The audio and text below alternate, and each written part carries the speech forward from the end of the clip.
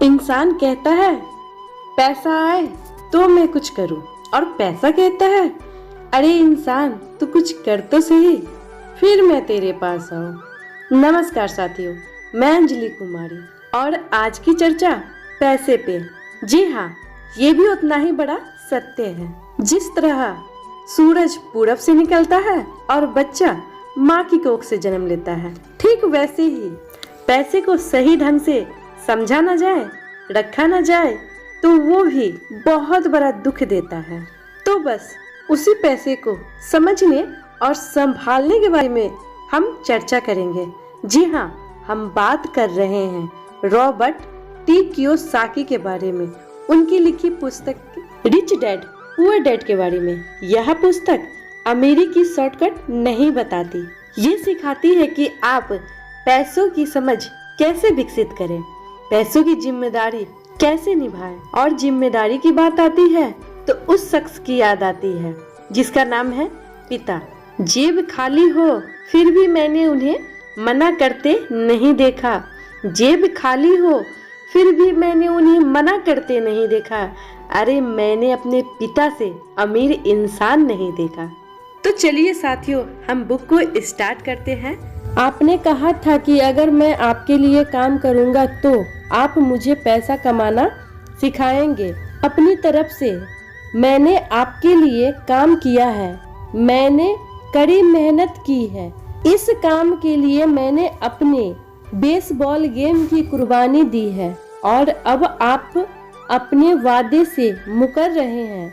आपने मुझे कुछ भी नहीं सिखाया है, आप धोखेबाज हैं, जैसा शहर के सभी लोग करते हैं। आप लालची हैं, आप केवल पैसा कमाना चाहते हैं और अपने कर्मचारियों का बिल्कुल ध्यान नहीं रखते। आपने मुझे इतनी देर तक बाहर बिठाए रखा और मेरी जरा भी इज्जत नहीं की। मैं एक छोटा सा बच्चा हूँ और आपको मेरे साथ इससे बेहतर बर्ताव करना चाहिए था। अमीर डैडी अपनी कुर्सी से पीछे झुक गए, अपने हाथों को ठुड्डी तक लाकर उन्होंने मुझे घूरा।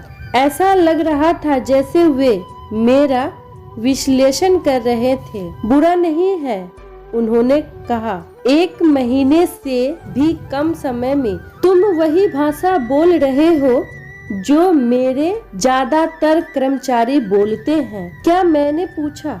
समझ नहीं पा रहा था कि वे क्या कह रहे थे और इसलिए मैंने अपना दुखड़ा रोना चालू कर रखा। मुझे लगता था कि आप अपने वादे पर कायम रहेंगे और मुझे कुछ सिखाएंगे। इसके बजाय आप तो मुझ पर अत्याचार करना चाहते हैं। यह तो जुर्म है, सरासर जुर्म। मैं तुम्हें सिखा तो रहा हूँ, अमीर डैडी ने धीमी आवाज में कहा। आपने मुझे क्या सिखाया है? कुछ भी नहीं, मैंने गुस्से से कहा।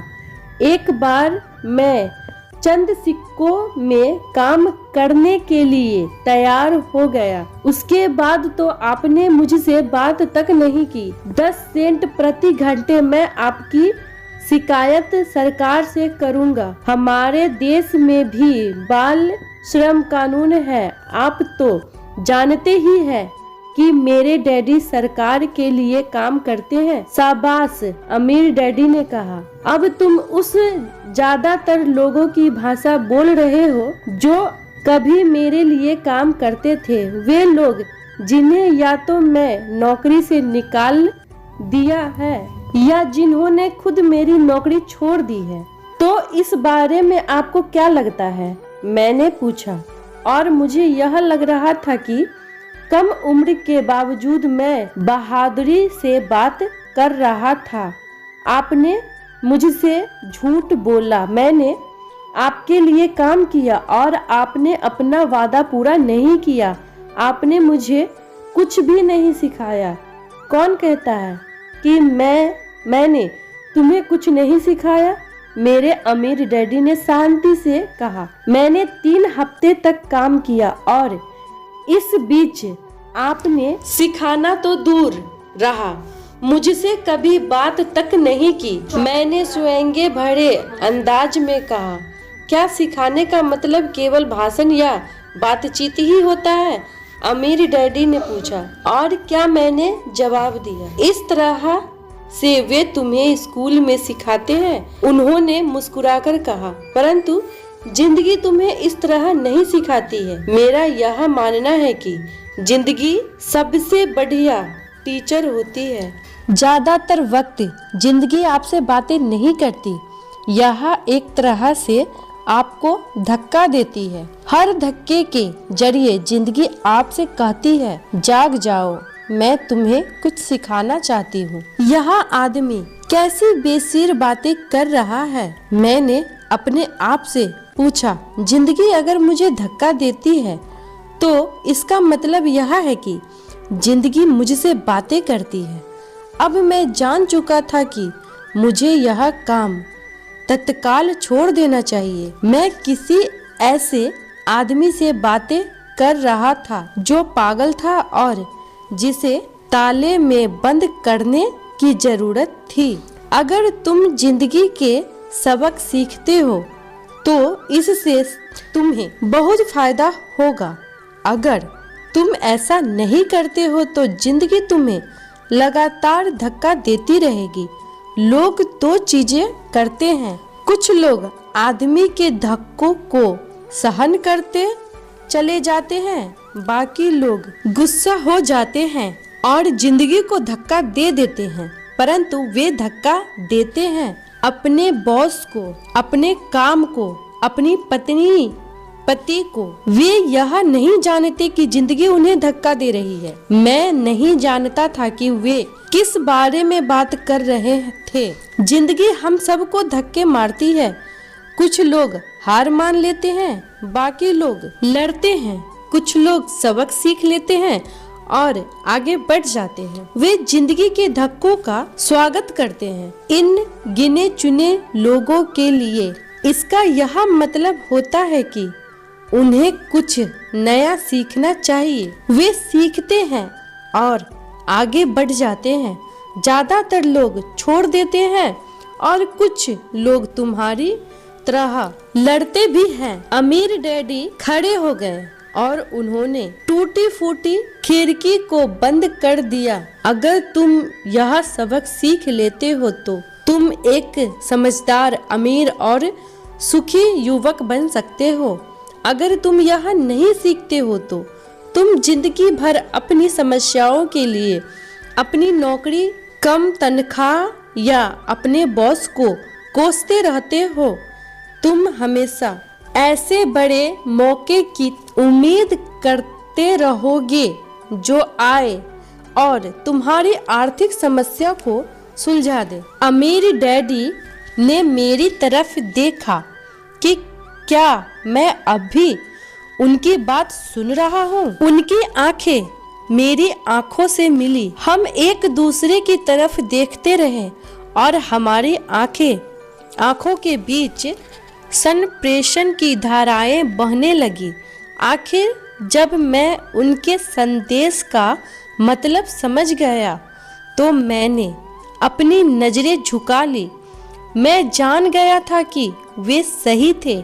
मैं उन्हें दोषी ठहरा रहा था, जबकि सीखने की जिद मेरी ही थी।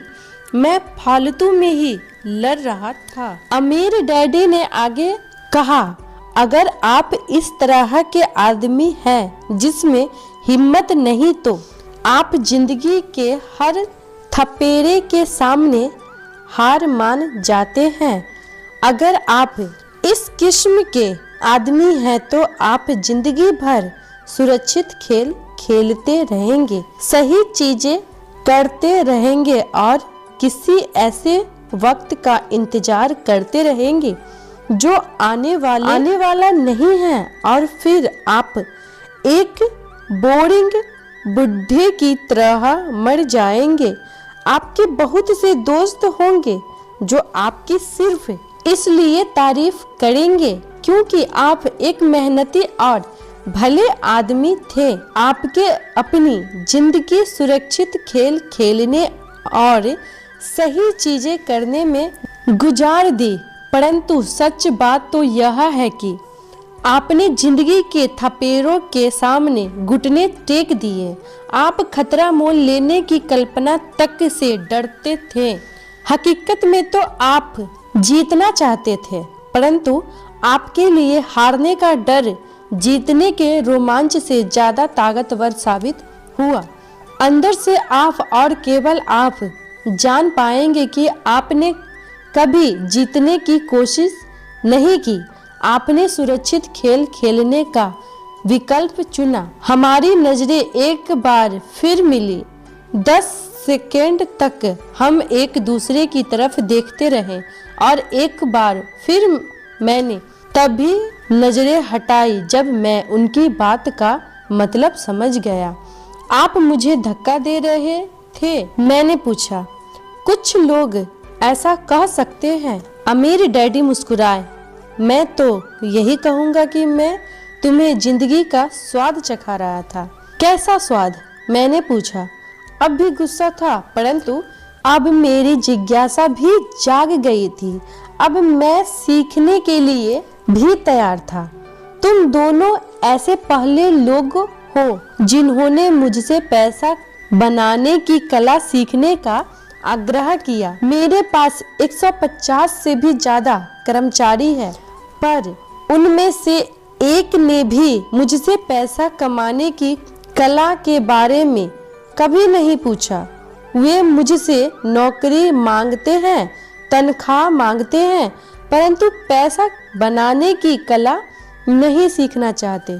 तो ज्यादातर लोग इसी तरह आदमी जिंदगी के सबसे बेहतरीन साल पैसे के लिए काम करने में बर्बाद कर देंगे और आखिर तक यह कभी समझ नहीं पाएंगे कि दरअसल वे किसके लिए काम कर रहे हैं।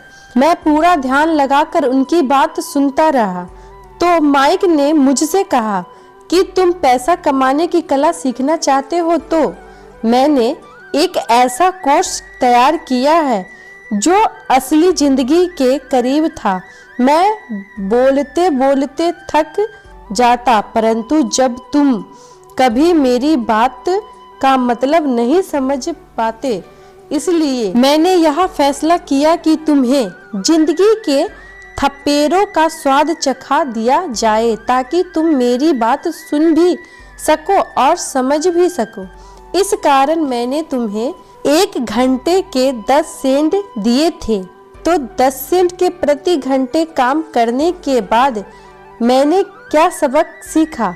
मैंने पूछा। यही कि आप घटिया हैं और अपने कर्मचारियों का शोषण करते हैं। अमीर डैडी अपनी कुर्सी पर पीछे की तरफ झुकते हुए जोर से हंसने लगे। जब उनकी हंसी बंद हुई तो उन्होंने कहा, अच्छा होगा अगर तुम अपना सोचने का नजरिया बदल लो। मुझे समस्या मत मानो, मुझे दोष देना छोड़ दो। अगर तुम सोचते हो कि तुम्हारी समस्या मैं हूँ तो तुम्हें मुझे बदलना होगा। इसके बजाय अगर तुम्हें यह लगता है कि तुम्हारी समस्या तुम खुद हो तो तुम खुद को बदल सकते हो, सीख सकते हो और ज्यादा समझदार बन सकते हो। ज्यादातर लोग चाहते हैं कि दुनिया का हर आदमी बदल जाए, बस हम खुद को ही न बदले। मैं तुम्हें यह बता दूं कि किसी दूसरे को बदलने से ज्यादा अच्छा आसान यह है कि हम खुद को बदल ले। साथियों, तो आपको मेरा ये बुक का ऑडियो पसंद आ रहा हो और आप चाहते हैं कि ऐसे ही अच्छे बुक का ऑडियो मैं आपके बीच लाती रहूं, तो प्लीज़ हमारे चैनल को लाइक और सब्सक्राइब कर दें। Thank you so much.